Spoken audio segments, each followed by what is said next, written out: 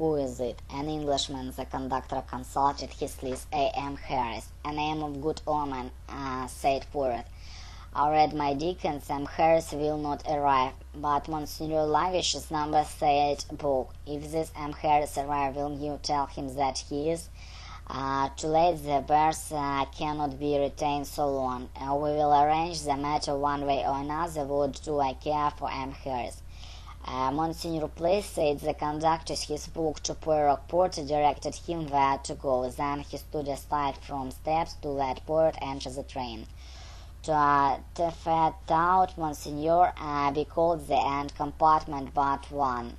Last but last. Poirot passed the conductor with somewhat slow progress, since most of people traveling were standing outside their carriages. His polite pardons were uttered to utter with regularity of clockwork. At last he reached the compartment indicated. Inside it, reaching to a suitcase, was tall, a young American of Tocatelian utter. Toward man, Monsignor, then compartment but one. Parrot passed along the corridor of somewhat slow progress, since most of people traveling were standing outside the carriage. His polite parts were uttered with the regularity of clockwork. At last he reached the compartment indicated. Inside it is reaching a suitcase. It was a tall young American of Tocatelian. He frowned as Poirot entered. Frown. Excuse me, he said, I think you've made a mistake. To make a mistake, then laboriously in French. Laboriously. Jack Roos watches her. Parrot replied in English. You are Mr. Harris? No, my name is Mr. McQueen. Frowned laboriously. He frowned at Parrot and, excuse me, he said, I think you make a mistake. Then Parrot in French.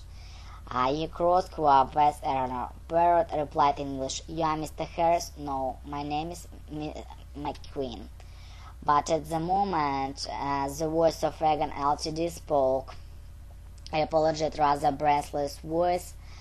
There is no other berth on the train, Monsignor. The gentleman has to come in here.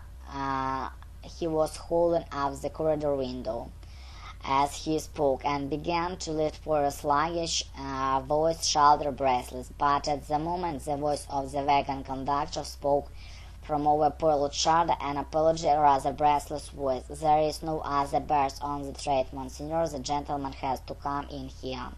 He was holding the corridor window as he spoke and began to lift Poirot's luggage. Репетитор по скайпу, Smart Teacher 197.